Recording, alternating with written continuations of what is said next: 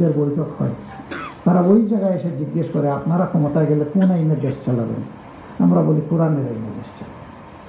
আমাদের উদ্দেশ্য প্রিয় দেশটাকে বড় ভালোবাসি, একটা ভালোবাসার পরিচ্ছন্ন দেশ করা, এবং এটা আমরা একেবারে স্পষ্ট করে বলতে চাই, এটা কোরআনের আইন দিয়েই আমরা মনে করি সম্ভব, অন্য কোনো আইনে সম্ভব নয়। আপনারা মাঝে মধ্যেই দেখবেন আমাদের সাথে বিভিন্ন দেশের রাষ্ট্রদূতদের বৈঠক হয়, তারা ওই জায়গায় এসে জিজ্ঞেস করে আপনারা ক্ষমতায় গেলে কোন আইনে দেশ চালাবেন? আমরা বলি কোরআনের আইনে দেশ চালাবেন। তখন দেখে একটু সময়ের জন্য তারা একটু মুখটা প্রশান্ত মহাসাগর হয়ে যায়। আমরা আবার তাদের মুখের চেহারা বদলানোর চেষ্টা করি। আমরা বলি চিন্তায় পড়ে গেছেন, আমরা যে দেশটা করতে চাই এই কোরআন মানুষকে এই অধিকার দেবে, আপনারা কি এই অধিকারকে সমর্থন করেন? অবশ্যই করি।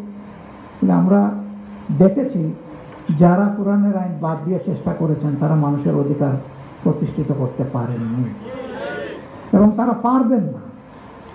এখন আমরা কোরআনের ভিত্তিতে হবে বলে বিশ্বাস করি এবং এটাই আমরা চাই।